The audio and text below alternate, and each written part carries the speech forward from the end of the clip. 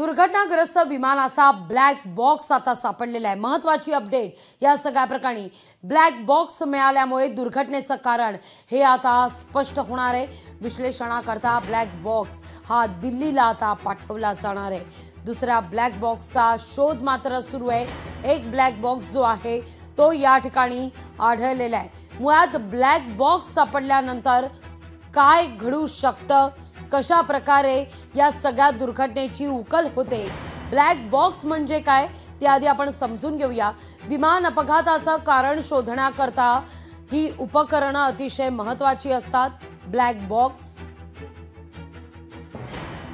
एक म्हणजे विमानाचं फ्लाइट डेटा रेकॉर्डर आणि दुसरा कॉर्कपिट व्हॉइस रेकॉर्ड म्हणजे CVR, ज्याला ब्लॅक बॉक्स असं म्हटलं जातं।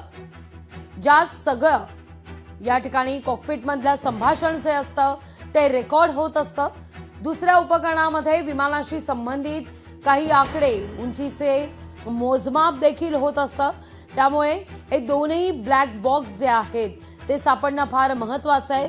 ज्या अनुषंगानं ही दुर्घटना कशी घडली, का घडली, कोण याला जबाबदार आहे, या सगळ्याची उकल होण्यास मदत होणार आहे।